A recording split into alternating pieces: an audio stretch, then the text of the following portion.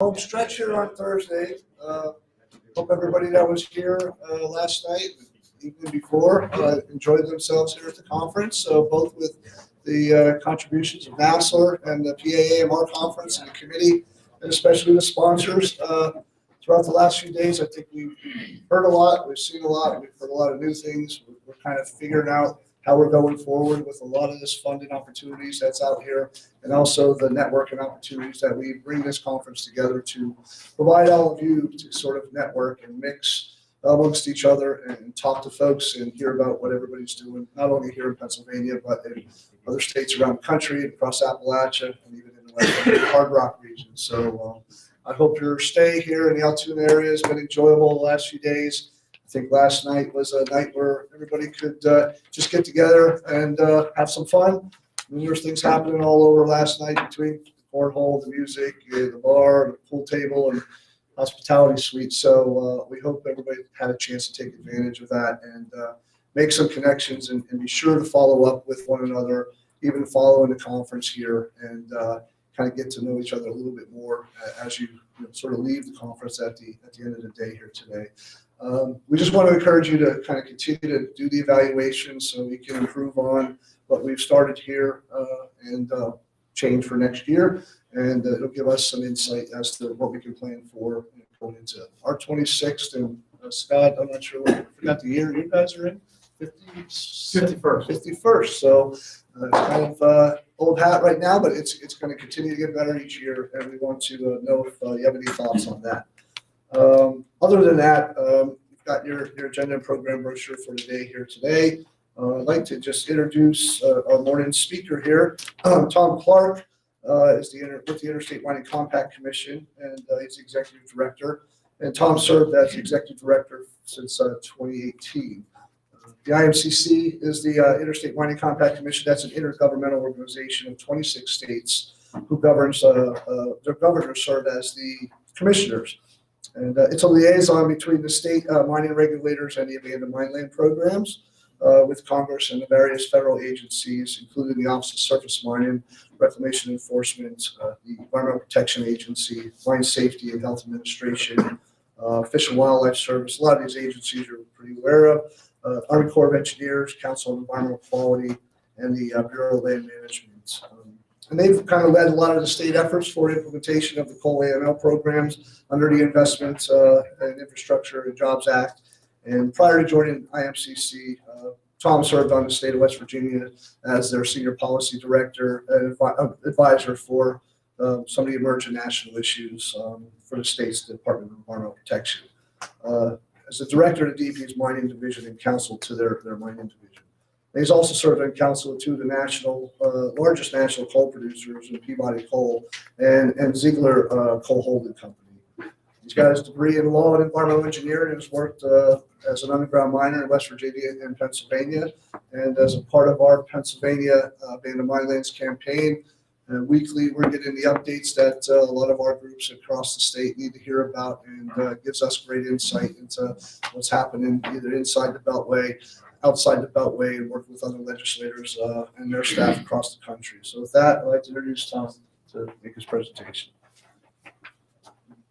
Thank you. Good morning. I chose these at the drugstore for functionality, not for appearance. So,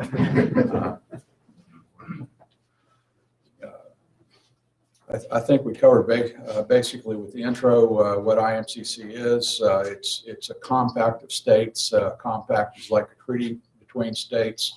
The Constitution requires some compacts to get congressional approval. That was not the case with IMCC since it doesn't exercise regulatory powers. It's a state agency, but it's a state agency in 25 different states. Here's a map showing our membership. The most recent member was Montana, joined as a full member in 2023. You'll see Pennsylvania, I believe, was the second member or second state to adopt the compact. You join IMCC by adopting a statute, and Pennsylvania did that in 1966. It took 4 states to form the compact, and the 4th state adopted that legislation in 1971. Since then, we've grown a good bit. In addition to the states shown here, Kansas and Idaho are currently pursuing associate membership.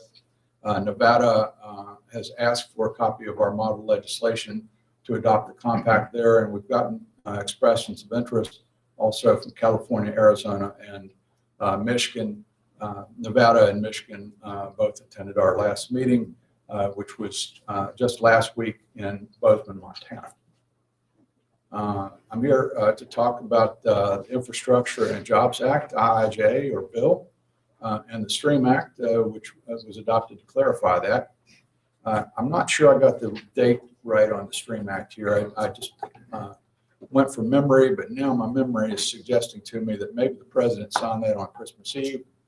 It was right around that time anyway.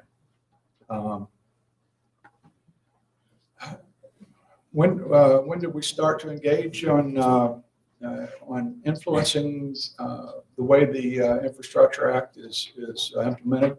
Well, it started in June of 2021, about 5 or 6 months before the law was passed. We were contacted by staff for the Senate Energy and Natural Resources Committee. We worked with staff for both majority and minority to provide input to improve the bill that was eventually adopted. One thing that wasn't in the initial version was reauthorization of the AML fee. You may note that the IIJA provided $11 billion in round figures for AML. That in round figures also was the amount of the inventory at the time this bill was drafted, or the amount of federal inventory, that is. We pointed out that federal inventory doesn't include everything. It does include a lot of stuff that's in state inventories. It's never required priority 3 water work to be included. So those things aren't there. And so the amount of money that is in the inventory, since the Senate initial version was going to provide $11 billion in Treasury funds to match the amount of inventory, would not be sufficient to do all the AML work that needs to be done across the country. And so reauthorization of the fee was still going to be necessary in addition to providing Treasury funds. A couple of things that were not in the eligibility section, the initial version that was drafted was making water supply replacement eligible for funding and AML emergencies eligible for funding. The initial distribution formula was based upon the amount of inventory a state had. We convinced the Senate that a better proxy for need amongst the states would be historic coal, which was a set formula and would provide the states with the benefit of a set amount for purposes of planning year after year that they would receive that would assist them in implementing the law. We also asked the Senate to clarify that the funding, which the initial bill said would be provided as expeditiously as possible, was to be spread evenly over the 15-year period covered by the law. You probably know all these figures. $11.3 billion was provided for the coal AML program out of the U.S. Treasury. $339 million of that went to OSM for implementation. That was 3%, half a percent went to the OIG, who I understand Office of Inspector General, you heard from yesterday. And $25 million was supposed to go to the states for assistance in inventorying AML features. So the next two sections you'll see there was the reauthorization of the existing fee. That was done at 80% of current rates for 13 years. That just represents a compromise between majority and minority party in the Senate, which drafted at least the AML part of the bill. And so what you have here, the Treasury funds, just for perspective, equal an amount that's double in round figures what the states had over the first 44 years of the history of the AML program. The states had $5.5 billion in that period of time. If you just round that off to a 45-year period and see that they got double that for the next 15 years, that's roughly a 6-fold increase in historic funding levels. And on top of that, they have 80% of of the money they had previously coming in through fee-based amounts.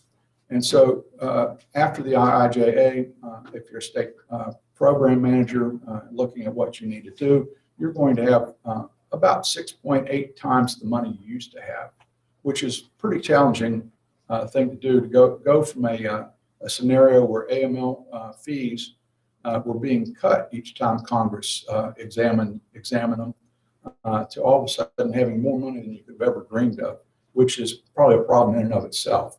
And just to add to the sense of perspective, Congress expected to create jobs with this money and stimulate the economy.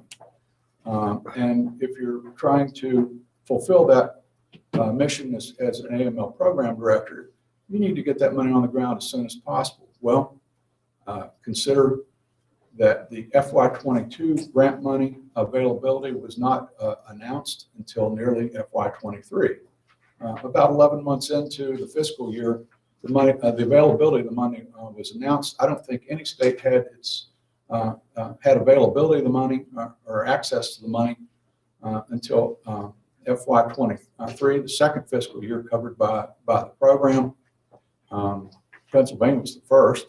But many states didn't get access to money until well into fiscal year 2023, some not even until the third quarter. And so you're looking at states not really even having their hands on the money until almost 2 years after the money was authorized by Congress. Then the next problem comes, well, I have a program that has been designed to produce projects at about the rate of flow that you would have if you turned on your faucet in the winter to avoid your pipes freezing on a cold night. Maybe about a pencil lead thickness of flow. Now you need a 12 or 18-inch pipeline to produce the number of projects to match the amount of money you have to spend. To do that, you're probably going to have to increase your staff. Well, state personnel bureaucracies won't let you hire until you have access to the money. You didn't have access to the money until a year and a half to 2 years into the IIJA's 15-year period. Then you got a 4 to 6 month hiring process to go through in the state bureaucracy to add one employee. And you're probably not going to add them all at the same time. And so to build capacity, to produce additional projects, to employ additional people, to produce those projects, it takes a little bit of time to do that. States are just now getting their feet underneath of them in that process. But it also kind of suggests, another state need or a challenge as a state AML program manager. And that's whatever you get from the federal government, the most important thing you need from them is to help you be more efficient and effective in putting the money to work. Let me just add one thing before I go on to the next slide. The last section you see here, established in Hard Rock AML program, that was envisioned as a $3 billion program over 10 years, $300 million a year. That was in the authorization section of the law. The appropriation section of the Infrastructure Act left out the appropriation for this program. So it's been dependent on Congress to be funded for the past couple of years. For FY23 or 22 and 23, Congress provided $5 million each year, which was to be split amongst federal agencies, states, and tribes, which doesn't leave much left over or much for any state or tribe or any federal agency to do anything with. Another thing to note about that is that about $1.5 million out of that has been spent with USGS to develop the first ever Hard Rock national AML inventory. And one last point on that, and this will be the last I'll talk about, the Hard Rock piece of the IIJA, is that in the past month that I hired and have on board now a program manager for this program. The program's being run out of the Office of Environmental Policy and Compliance of the Interior Department. They've hired Moira Russell from the Western region of OSM to be the program manager, and we're looking forward to working with Moira. In terms of implementation, the states kind of got organized and hit the ground running to work with the Interior Department and OSM on the various issues we saw as important to implementation. Early on, we urged Secretary Holland to interpret the IIJA to allow AMD set-aside accounts under SMACRA 402G6. The mechanics of the IIJA were that this $11 billion was added to the AML Trust Fund created under Title IV of the Surface Mining Act. This Section 402G6, which allows 30% of fee-based grants to be set aside for long-term AMD costs, is part of Title IV that establishes the AML Trust Fund. And so there's some logic to the argument that if Congress deposited all this money into a Title IV SMACRA AML Trust Fund, that the section of Title IV of SMACRA that creates the AMD set-aside ought to apply to that money too. We also, after making this case in a letter to Secretary Holland, conducted a virtual meeting with representatives of the PA-AML campaign present during that virtual meeting with Interior Department leadership to try to make the case for this interpretation. Interior did not go along with that, necessitating what became the STREAM Act.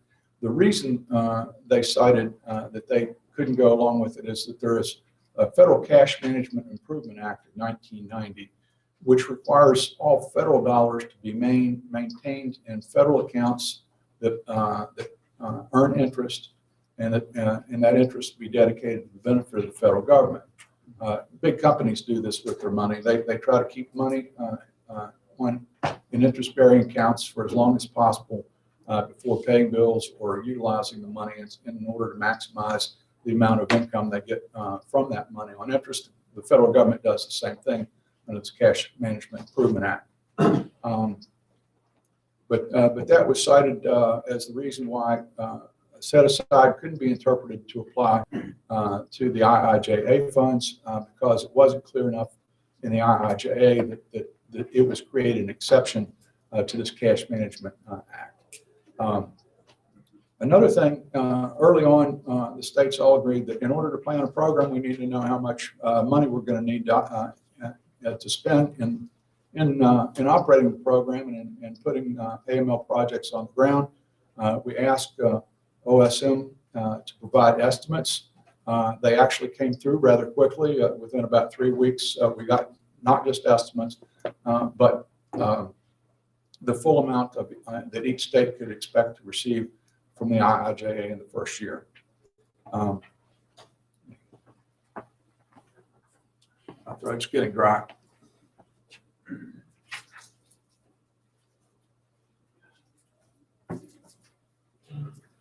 We urge the Interior Department, because of the factors I cited earlier, just needing to build capacity, having a limited number of projects available sort of on the shelf more or less.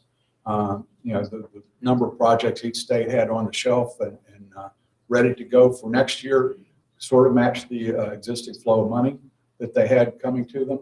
And so the 3-year grant period that's dictated under the law for fee-based, for the grant cycle for fee-based AML funds would not be enough for states to plan and get things together in order to implement the IIJA well. With this amount of money, Interior did agree to create a 5-year grant period for IIJA funds that was very, I think, will be very helpful to states in implementing the law. Also, the executive branch determined, the Interior Department and OMB, the President's Office, determined that the AML program would be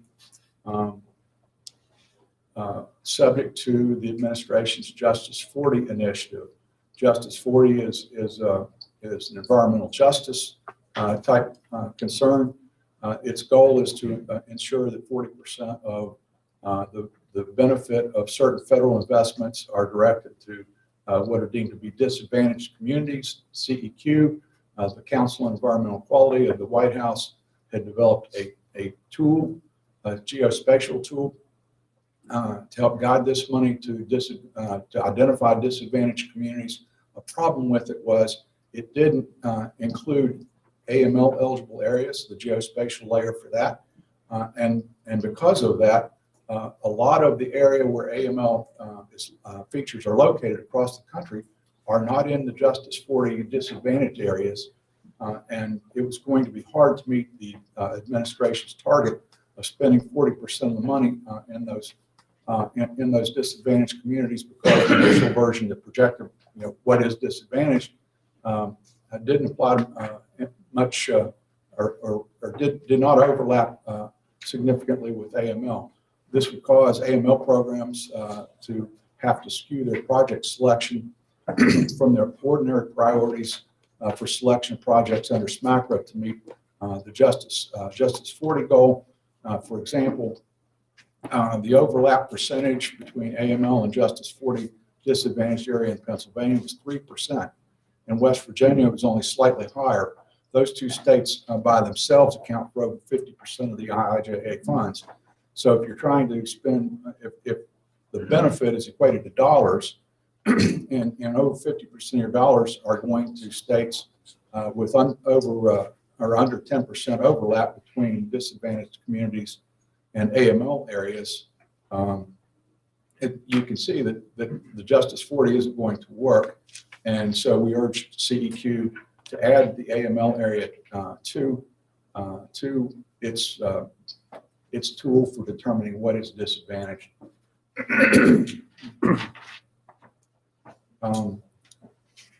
Within 3 months of enactment, states urged OSM to consider input from states, which carry out 99% of the AML program on the ground. The concern here was it's the prerogative of OSM management to make implementation decisions, but those people largely live and work inside the District of Columbia and don't get out to visit AML very often.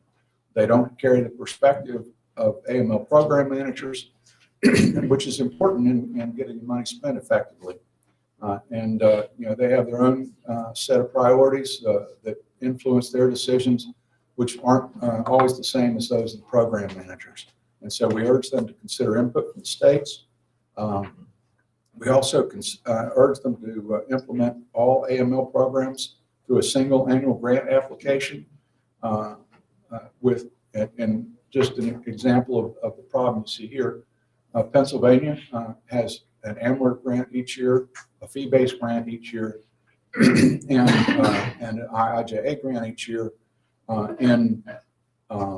In 6 years from now, Pennsylvania foreseeably will have 20 grants open, all of which require maintenance and interaction between Pennsylvania and OSM. And that could be greatly simplified if the 3 grants that Pennsylvania receives each year were combined into one.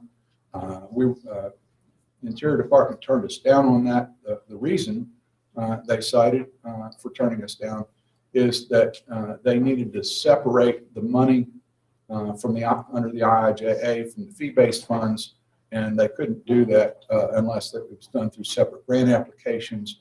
We countered that with all we need to do is assign the proper accounting codes, charge expenditures and revenue to those accounting codes, and that's kind of what accountants do: separate money through use of codes like that. And it shouldn't be a problem to combine the grants into one single one and avoid the paperwork associated with multiple grants, as long as we have the accounting measures in place. But we have not prevailed upon that argument yet. Also, at possibly the worst time for AML program managers from the standpoint of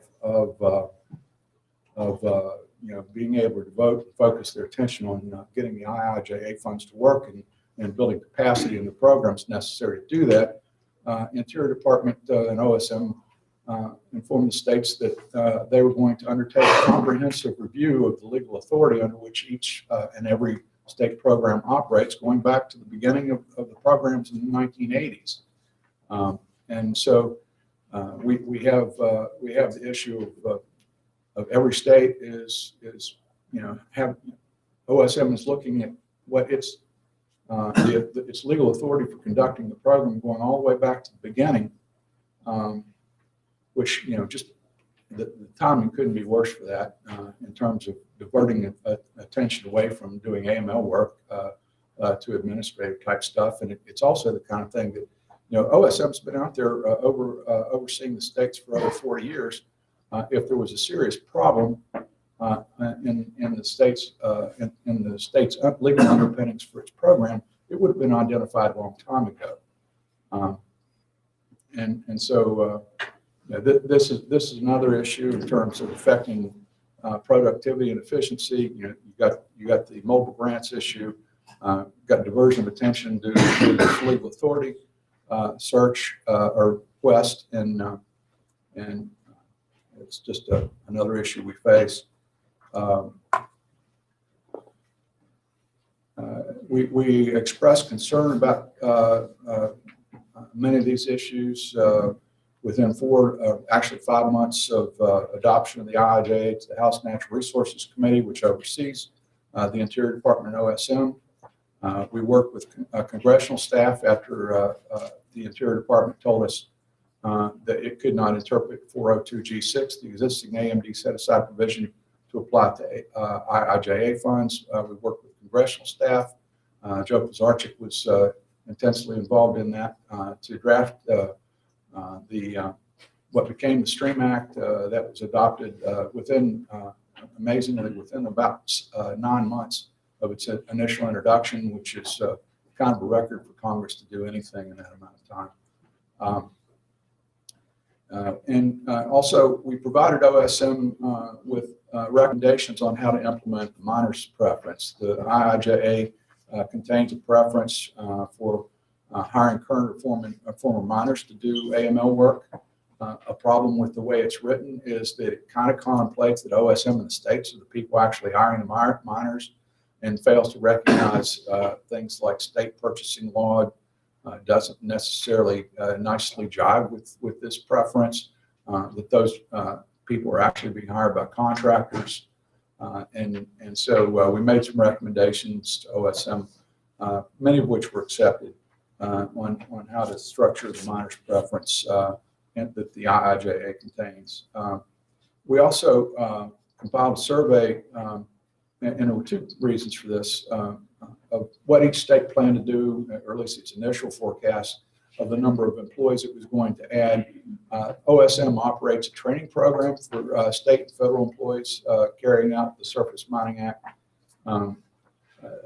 It's been operated at kind of the same level for probably more than 10 years.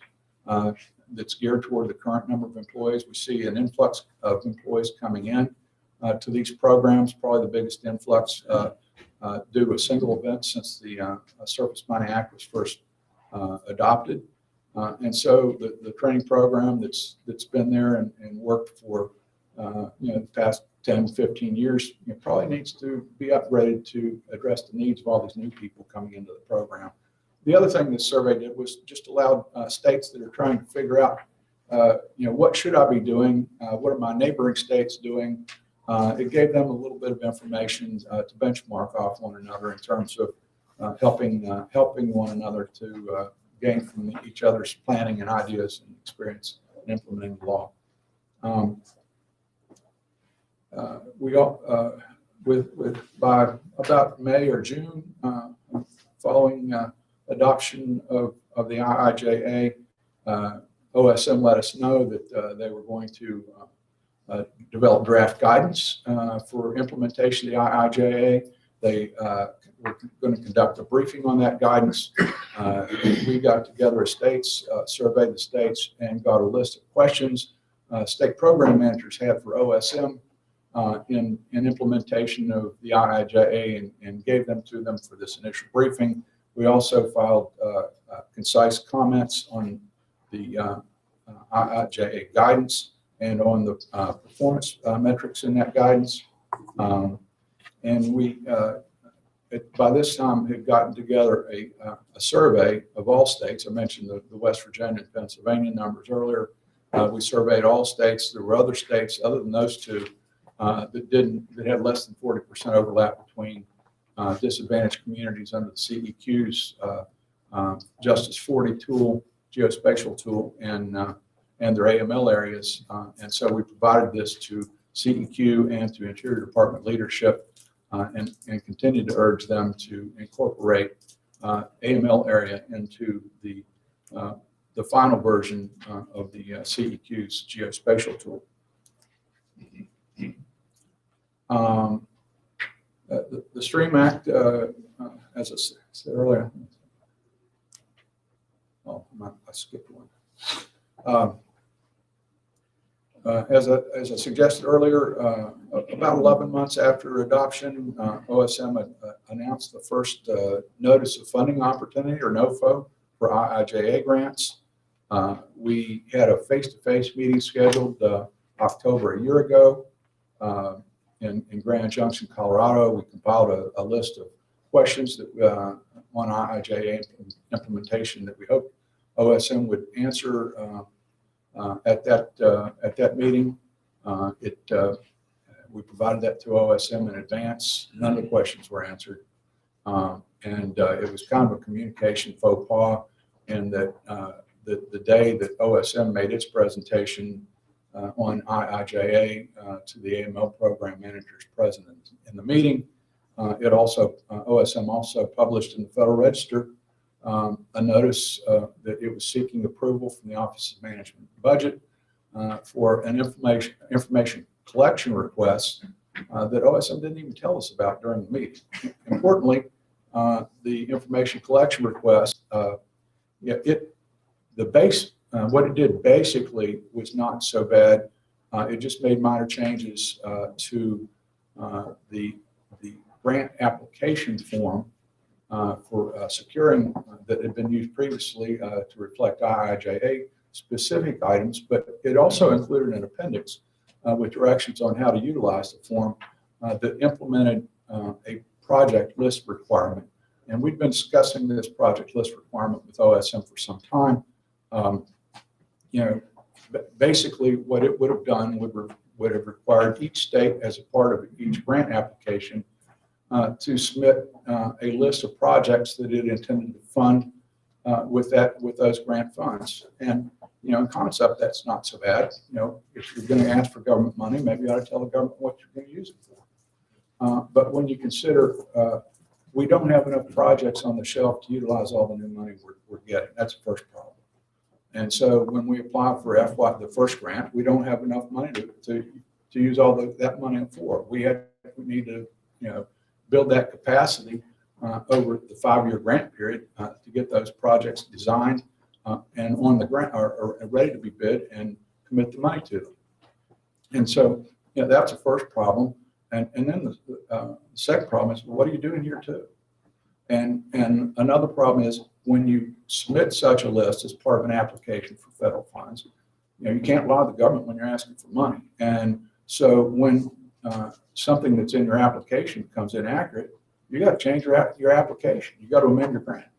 And an additional practical problem for AML program managers is that their list of projects changes several times a week because they have to get, in the East at least, they have to get approval from private landowners. They have to go out and do field work in advance of designing a project. They have to do the design work. And then they have to put it out to bid, and there are several, and as part of that, there are NEPA, historic preservation, cultural resource inquiries that have to be done. There are a lot of things, in other words, that can change the priority of a project in your planning cycle. And so what you project when you, as what you're going to do with the money when you apply for the grant, often, well, not often, but almost never is what you actually spend the money on once you get the money. And so this was problematic, because if you in FY22 you list projects you're going to spend, in Pennsylvania's case, $244 million on, In year 2, you list $244 million worth of projects. Year 3, same thing. 4, 5. Your 5-year grant can be extended to year 6. In 6 years, you're going to have 6 lists with projects that probably overlap and have to move back and forth. You got your federal overseers asking you, why is this on this list and not on that list? And it was just going to be a logistical nightmare. And so, this is something the states opposed and told OSM at the meeting they would oppose. And it was, in addition to being a problem for the states, this was a practice that OSM had followed. It is sanctioned by the Surface Mining Act, including this as part of an annual grant application. But OSM determined in the 1990s, the early 90s, that this requirement was too cumbersome. And at about the same time, OSM went to or had implemented its federal e-AMLS inventory, and essentially e-AMLS became the state's project list by placing all items that the state was going to spend money on into this e-AMLS database. And so, it appeared that OSM was kind of making the same mistake it made, or that it ceased making in the 90s by re-implementing this list. We had face-to-face meetings between OSM and states on IIJ implementation issues, including this project list. In November, in November also, we just one other item within 12 months of enactment, the CEQ issued its new geospatial tool for Justice 40 that included the AML area in the calculation or the determination of what qualifies as disadvantage. For most states, that was helpful. For Pennsylvania, the jury's out. From cup half full standpoint, the percentage more than doubled. It's 7% of overlap now. Cup half empty is that over a third of the IIJA money is being spent in Pennsylvania, and Pennsylvania only has 7% overlap, and that doesn't get you to 40 very well if that's your goal, 40%. And so we're continuing to talk to Interior about those issues, and as you see in a moment, we developed a new survey of how this tool, the overlap under this tool, compares to the 40% goal on a state-by-state basis. The STREAM Act was adopted as part of the omnibus budget bill for FY23 to fund the federal government. It authorized states not only to set aside 30% of annual IIJ grants, not only for long-term costs of acid mine drainage, but also for mine fires and subsidence. Other than the mine fire and subsidence part of it, it basically parallels the language. Basically parallels that in the pre-existing AMD set aside under Section 402G6 of the Surface Mining Act. Mine fires and subsidence were added just in the politics of this. It had to clear the Senate Energy and Natural Resources, one of the last hurdles to clear. The minority, the lead minority member of that committee is from Wyoming. Wyoming doesn't have a problem with AMD.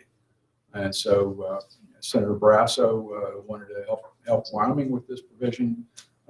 Mine fires and subsidence were added to the list of things that can be funded, or the long-term costs of which can be funded with this money. And frankly, it probably helps more states by including those things.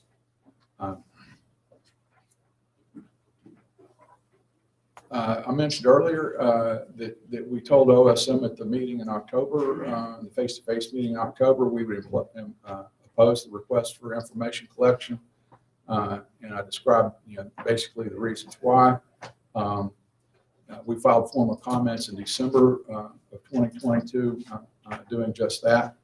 And let me step back and I failed earlier. I probably should include this earlier. The reason OSM wanted this project list was it wanted to increase public involvement in project selection. And the idea was that the state would put this list out for public comment, accept public comment on it for 60 days, and then be influenced by that and file all of that stuff as part of its grant application. And so, you know, we understood where OSM's coming from, and we, on this, the reason for doing it's not all that bad, but the way it was initially designed as proposed was going to be extremely cumbersome. We had a virtual face-to-face meeting with OSM in December. We had a true face-to-face meeting with OSM on mainly on the project list issue in January. In addition, on the day after our meeting with OSM, the group of AML program managers gathered in DC for that meeting, also met with the Republican and Democrat staff for both the House Natural Resources Committee and for the Senate Energy and Natural Resources Committee, which are the committees of jurisdiction over OSM in both houses of Congress. In addition, we met with staff for Senator Braun, the Republican sponsor of the STREAM Act, and a member of Congress from Alabama whose name escapes me. And those were suggested by committee staff that we also schedule those meetings while we were in town. But we expressed concern over several IIJA implementation issues, but primarily we're focused on this project list thing. As a result of the summit meetings with OSM, OSM State Work Group on Project List was formed. OSM agreed to form other work groups, particularly one on performance measures, metrics, grants. We've also discussed potentially one on the e-amless inventory. As a result of our meetings with members of Congress, staff for 3 U.S. senators met with OSM about the project list issue. 6 U.S. senators signed a letter to OSM expressing their concern about the project list issue. Those were both senators from Indiana, both senators from West Virginia, and both senators from Wyoming, which importantly include the majority or the chair of the Senate Energy and Natural Resources Committee and the lead minority member of that committee who oversee OSM. After many meetings, the project list work group reached a resolution of that issue, which satisfied OSM's needs and made implementation of that much less onerous for states. The agreed upon resolution was that each year, not as part of the grant application, but incident to the grant application, the states would submit a 5-year look forward of what they plan to spend money on from the IIJA in the next 5 years. Instead of being grant specific, it allowed us to do an annual list each year of what we forecast spending money on 5 years forward from that point, which probably is more beneficial to the public because the logistical problem the states would have in maintaining a grant specific list for FY 22, 23, 24, 25, 26, and 27 over that 5-year period would also be one facing the public and trying to understand what each of these different lists had on them, comparing them, and trying to make intelligent comments. You know, that just doesn't seem very feasible. But if you put all your what you're planning to do in the next 5 years on one list, it's not something that's part of your grant, so you don't have to amend it every time you change it, but it's what you use with the public to inform the public of these are our plans now. We welcome your comments on them, and we'll take them into account in what we actually do. It's much more workable solution. Again, as I mentioned earlier, we not quite a year after the first survey, a little less than a year after the first survey of state planned staffing additions, we didn't see through our involvement in the OSM training program steering committee any action by OSM to beef up the training program to address the needs of the new hires that would be made to implement the IIJA. This is significant. There's about 250 to 260 state employees to be added, about 90 OSM employees to be added. 150 to 160 state employees, about 90 OSM employees being added, about 250 total. And so all these new people need the training program in order to be more efficient at doing their jobs.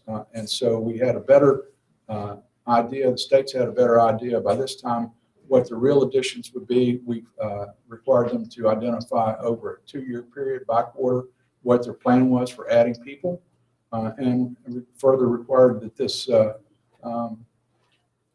this forecast be broken down into engineers, inspectors, and NEPA or other project development types. Because each of those groupings has its own discrete set of training needs, and this would allow the training program to forecast over the next 2 years, who's going to be able and what their training needs are. And another feature of this was that at least 7 of the current instructor cadre of the OSM training program, which is operated all by volunteer instructors, are AML program managers who feel the need to quit instructing classes and turn their whole attention instead toward putting AML money to work. The program manager for Pennsylvania, Pat Webb, for example, is a volunteer instructor, and I'm sure Pat, he can speak for himself, but I'm sure Pat is feeling the tug between the need to get projects going and the need to provide the education necessary for these new people to be effective in doing their jobs. And probably the more powerful tug is his main job, which is doing AML work. And we provided results of that training survey to OSM.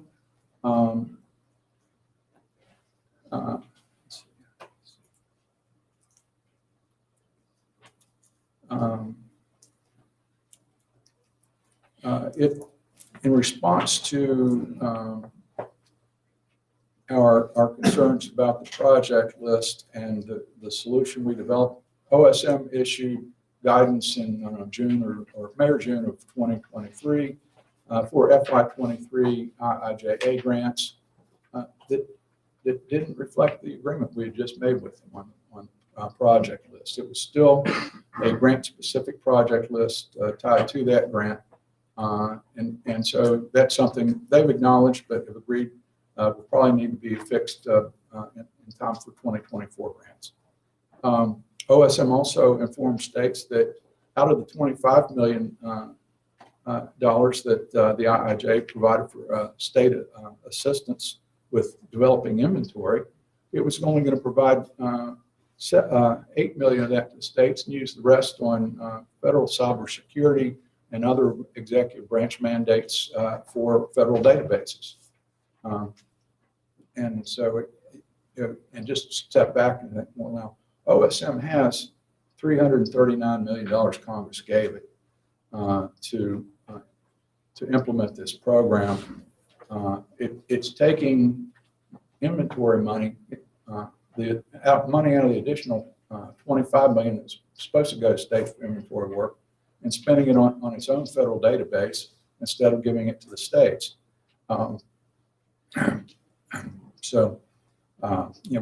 We think this is wrong, but that's where we are. Also, during this time frame, May, June 2023, the Inspector General's Office, which got $56.5 million under the IIJA, began making presentations to state AML programs. They did this initially region by region, and have since gone on to meet with other groups, including people convened here yesterday.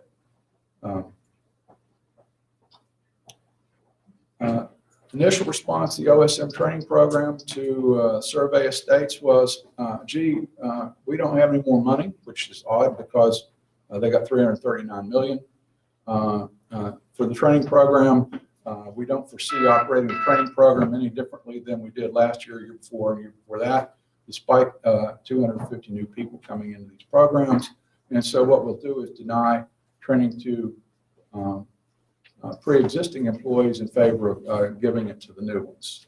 That was the initial reaction. Since then, they've moderated from that and agreed that we need to do something to increase the training program's capacity.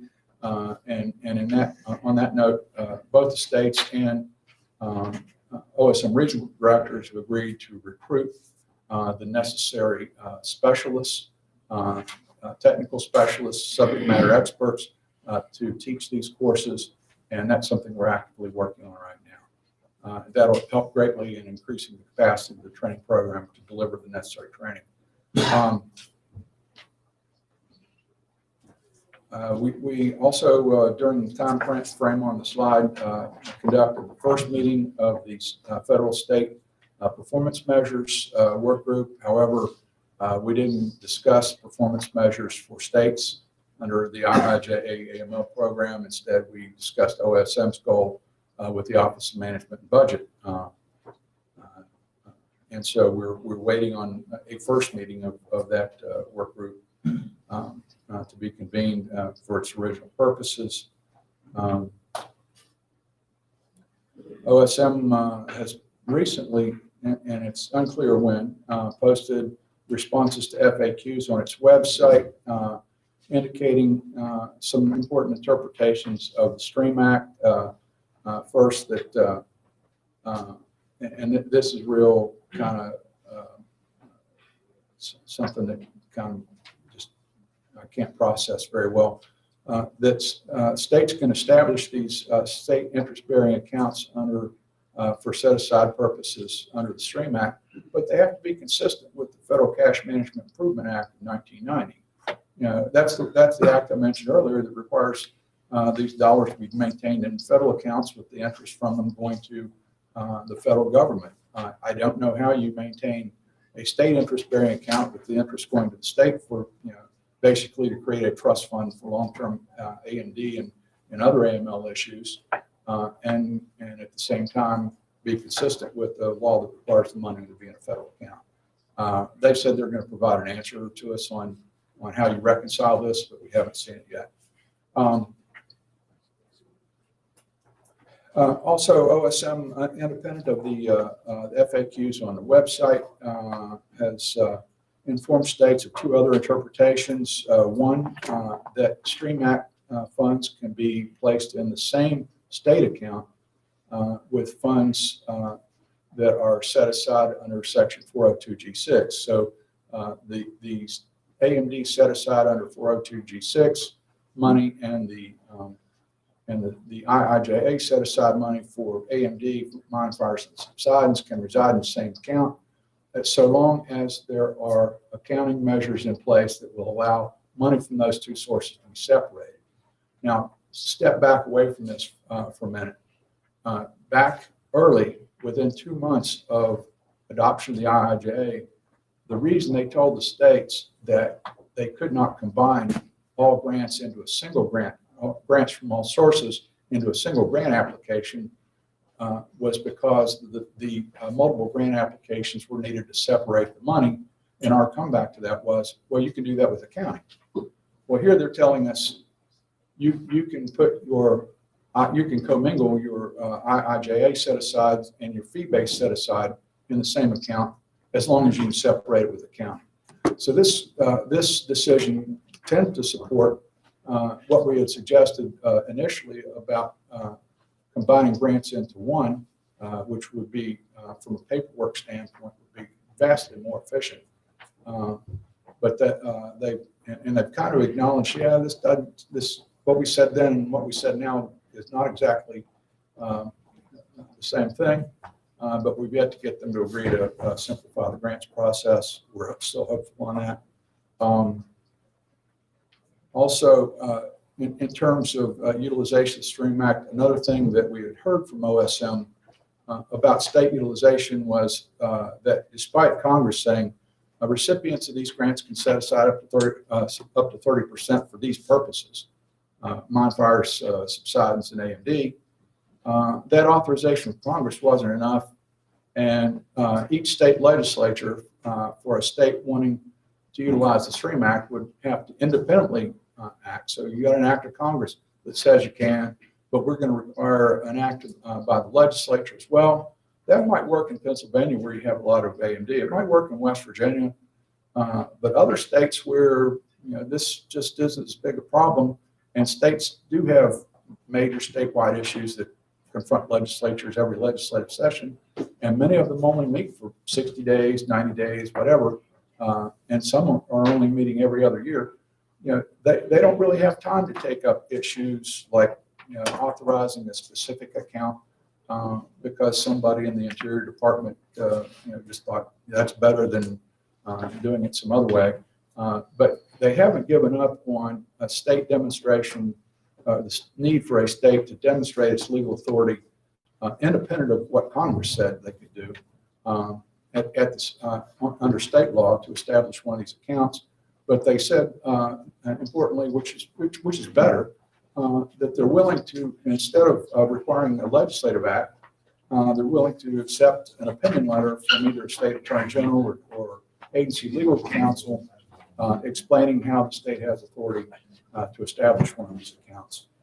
And I don't know how long it's taken. I see Bobby has got the X up, and at the last slide show,